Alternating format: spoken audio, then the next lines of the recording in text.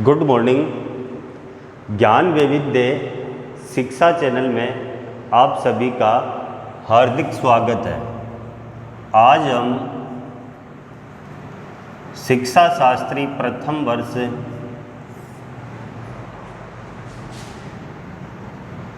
शिक्षा शास्त्री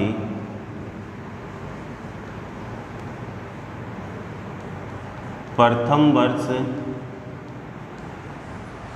के अंदर भाषा एवं पाठ्य पुस्तक जो चलती है,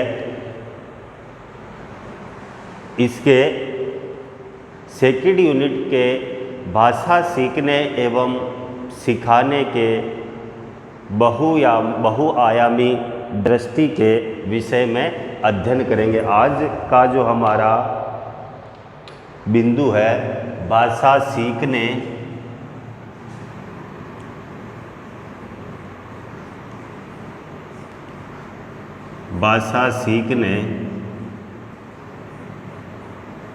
या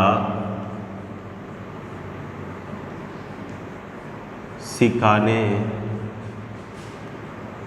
के बहुआयामी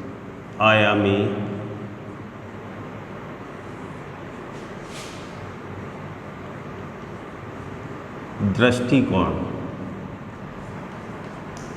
हमारी पाठ्य पुस्तक का नाम ही भाषा विज्ञान एवं पाठ्यक्रम है, तो जैसा नाम है वैसा ही बिंदु है कि भाषा सीखने एवं सिखाने के बहुआयामी दृष्टिकोण कौन कौन से होते हैं, उनके बारे में हम अध्ययन करेंगे। आपको ये तो पता ही होगा कि भारत देश विविधताओं का देश है। भारत में अनेक प्रकार की भाषाएं बोली जाती है, और अगर हम भारतीय संविधान की बात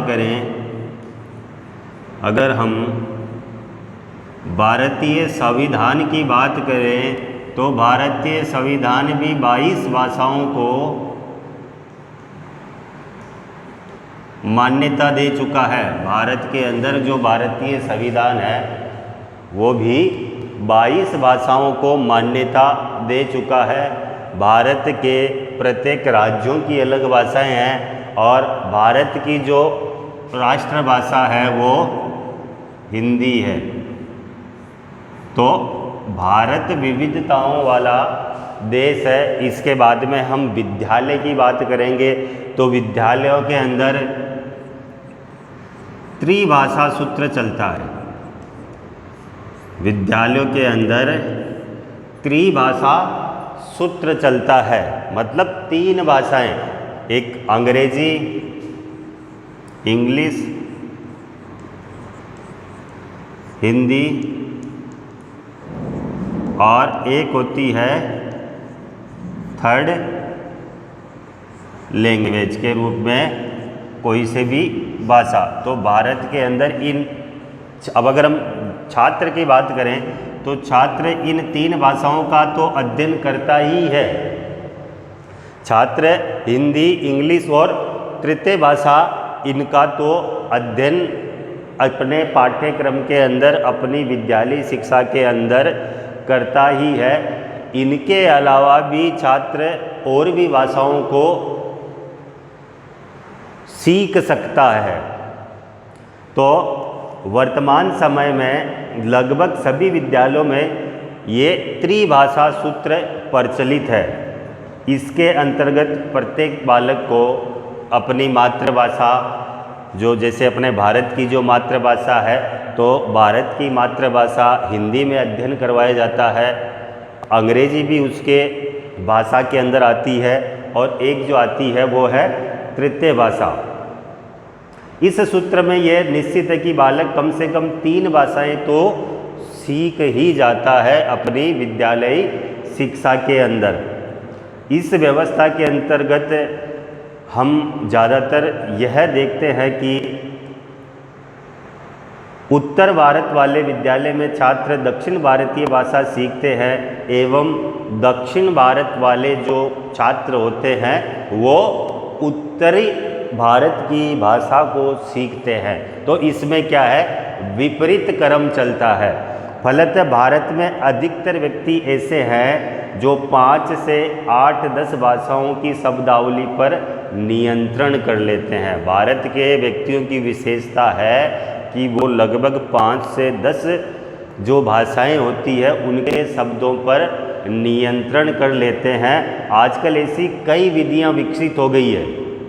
अगर हम वर्तमान की बात करें तो आजकल ऐसी कई सारी विधियां विकसित हो गई है जिनके द्वारा किसी भी भाषा को आसानी से सीखा जा सकता है। तो मैं बताता हूँ ऐसी कुछ विधियां।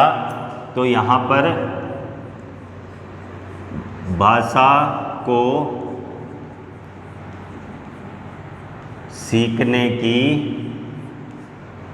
विधियां, त्रिभाषा तो हमारे को विद्यालय शिक्षा के अंदर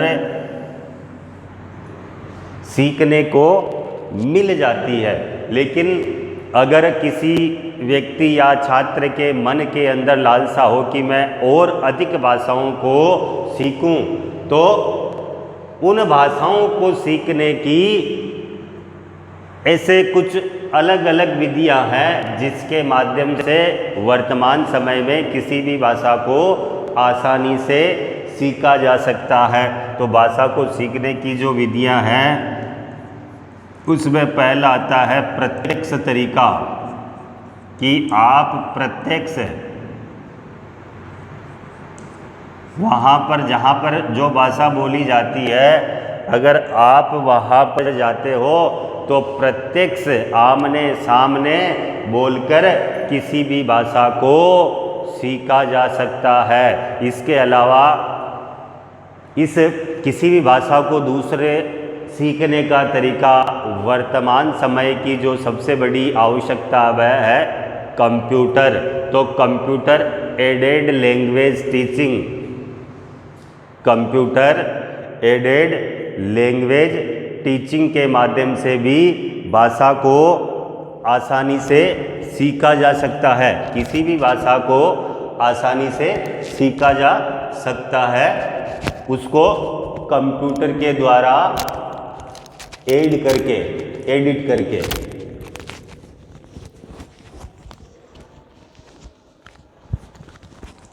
तो भाषा को सीखने का एक प्रत्यक्ष तरीका हो गया, एक कंप्यूटर एडेड तरीका हो गया जिसके माध्यम से भाषा को सीखा जा सकता है।